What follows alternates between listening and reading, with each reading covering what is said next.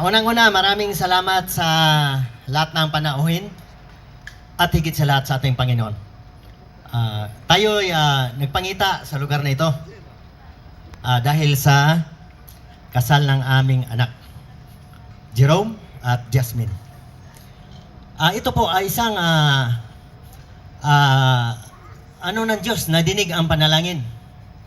Unang-unahin ko muna, ako ang tatay ni Jerome. Galing sa isang broken family. Walang pinag-aralan. Ang lagi ko lang dasal noon, Panginoon, tulungan mo ako.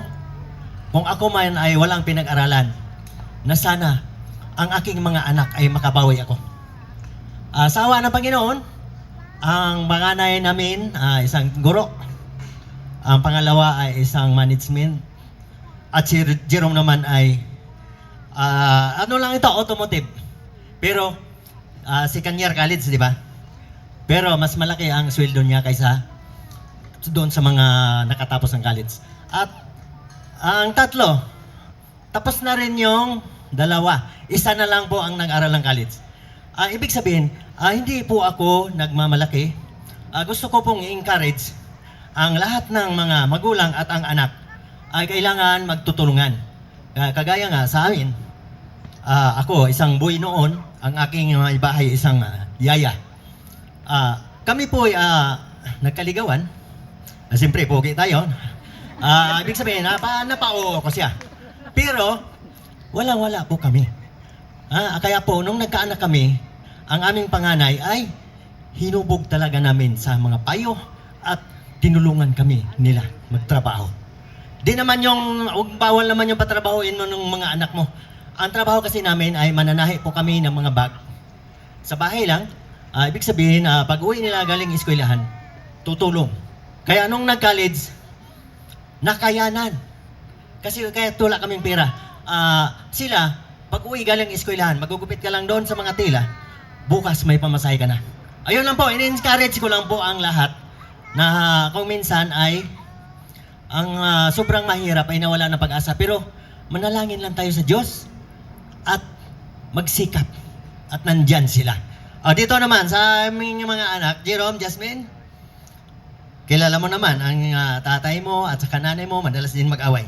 Pero hindi kami nagtagal sa away namin.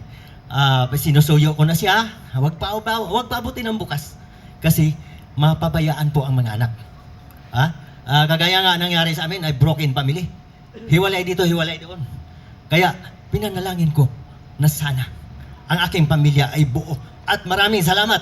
Buong buo po at isa na lang nag-aral ng college. Third year college na ba? Si Bunso. Encourage ko lang po. Ganun lang po. Maraming salamat sa lahat ng lalong-lalo na sa ating mga pastor.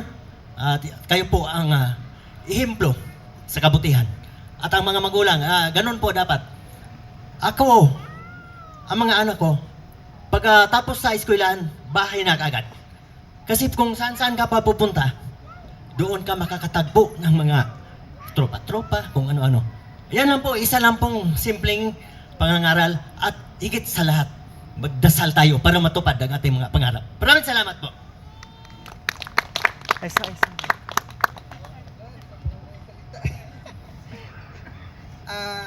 Hello everyone and good evening to all. Ako mayayain ako. Hindi ako marunong magsalita sa mga maraming tao. Direct to the point na lang ako to my mga anak. Isa lang masasabi ko, nagmamahalan kayo pero ang tunay na pagmamahal ay mahalin nyo yung yung pagkamali o pagkakamali pa niyo, yun ang tunay niyong mahalin. Kasi kung mahalin niyo ang pagkamali o kamalian pa, Jack na mag-tell death to us part. Yun lang. Best wishes to you. Thank you so much.